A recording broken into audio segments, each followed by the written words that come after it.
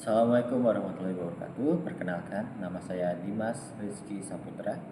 Saya adalah peserta Latsar Kemenkes tahun 2026, Angkatan 4 golongan 2. Baik, pada kesempatan saya kali ini, saya akan menjelaskan tentang tugas individu saya, yaitu environment scanning.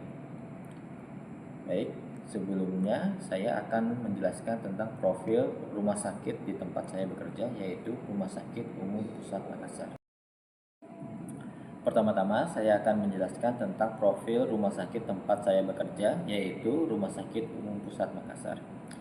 Rumah Sakit Umum Pusat Makassar adalah salah satu rumah sakit vertikal yang dibangun oleh Kementerian Kesehatan, yang dimana rumah sakit ini dibangun di Kota Makassar, yang ditujukan untuk menjadi rumah sakit rujukan di wilayah Indonesia Timur, khususnya untuk penyakit jantung, otak, dan kanker. Rumah Sakit Umum Pusat Makassar mempunyai tugas menyelenggarakan pelayanan kesehatan secara paripurna, kemudian menyelenggarakan pendidikan serta pelatihan, penelitian, dan pengembangan SDM secara terpadu dan berkesinambungan.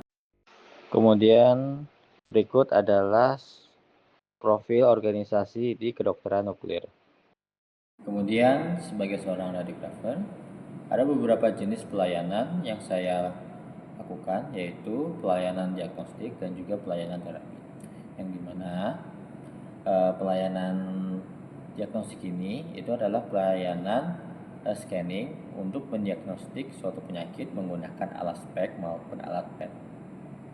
Kemudian pelayanan terapi adalah pelayanan terapi kepada pasien menggunakan radioisotop. Contohnya seperti iodium 131, yang dimana itu adalah sebuah pelayanan terapi untuk terapi nyeri tulang.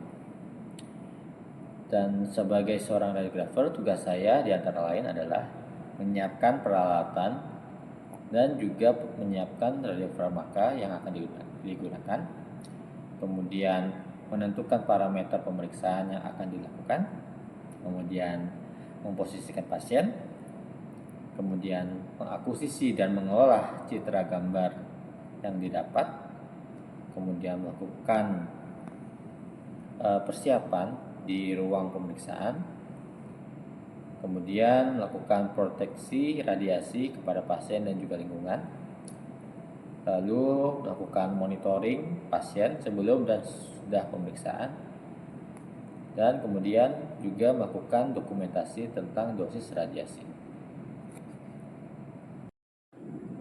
Kemudian berikutnya adalah standar pelayanan radiografer di kedokteran nuklir.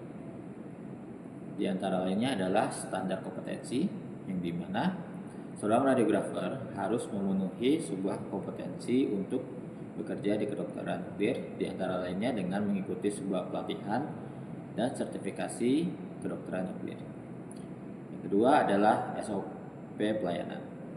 Standar SOP pelayanan merupakan sesuatu yang harus diikuti oleh seorang radiografer ketika melakukan sebuah pemeriksaan, yang dimana semua pemeriksaan di kedokteran nuklir harus sesuai dengan SOP yang berlaku. Kemudian standar keselamatan radiasi. Sebagai seorang radiografer, saya wajib untuk mengikuti prinsip ALARA, yaitu ALARA adalah sebuah singkatan dari as low as reasonably achievable, yang dimana prinsipnya adalah sebuah keselamatan radiasi di suatu tempat pemeriksaan itu harus menjaga paparan radiasinya serendah mungkin untuk mendapatkan sebuah hasil yang sebaik mungkin dengan meminimalisir resiko dari radiasi yang didapatkan. Kemudian adalah standar mutu dan etika, yang dimana ini adalah sebuah standar di mana baik itu radiografer maupun semua SDM lainnya harus memiliki mutu dan etika yang baik. Ini sangat mempengaruhi seberapa baik kita dalam melayani pasien. Berikut adalah keterkaitan tugas saya dengan manajemen ASN dan juga Smart ASN. Tugas saya sebagai radiografer di kedokteran nuklir berkaitan dengan manajemen ASN melalui pengembangan kompetensi seperti diklat, pelatihan, dan juga sertifikasi. Kemudian kinerja ASN seperti pelayanan sesuai dengan SOP, standar mutu, dan juga mengedepankan keselamatan pasien. Dan kemudian disiplin dan etika. Ini cukup penting dikarenakan kepatuhan terhadap regulasi Kemenkes, Bapeten, dan juga kode etik profesi. Kemudian tugas saya sebagai radiografer juga mencerminkan karakter smart ASN, yaitu seperti integritas, kemudian profesionalisme, kemudian literasi digital dengan menggunakan sistem informasi digital, penggunaan fax, dan juga penggunaan rekam medis elektronik. Kemudian ada juga adaptif, yang dimana saya sebagai seorang radiografer harus bisa mengikuti perkembangan teknologi dan juga regulasi yang ada sekarang. Dan juga pelayanan publik, yang dimana saya harus bisa memberikan pelayanan yang aman, bermutu, dan juga berorientasi pada pasien.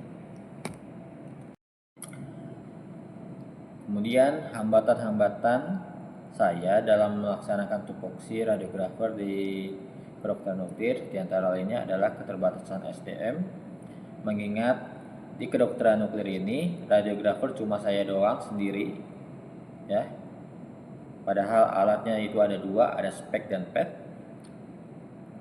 yang dimana satu alat minimal dua, jadi harusnya ada 4, tapi sekarang masih ada cuma ada 1. Kemudian adanya resiko paparan radiasi dikarenakan potensi untuk terkena radiasi cukup tinggi, apalagi kalau seandainya terjadi kontaminasi radiofarmaka.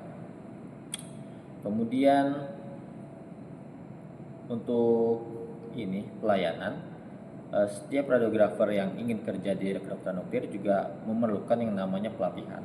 Jadi untuk menunjang kelancaran pelayanan di kedokteran nuklir, maka semua SDM termasuk radiografer itu harus melakukan yang namanya pelatihan. Jadi kalaupun seandainya dilakukan sebuah penambahan SDM radiografer, maka radiografer tersebut juga memerlukan pelatihan juga. Kemudian kedisiplinan penggunaan ADM, APD, dan dosimeter yang belum optimal dikarenakan memang perlunya untuk penerapan kedisiplinan penggunaan APD dan dosimeter. Kemudian belum optimalnya sistem informasi, sistem PEX, dan juga sistem integrasi rekam medis. Sekian, itu saja video dari saya. Kurang lebihnya mohon maaf. Wassalamualaikum warahmatullahi wabarakatuh.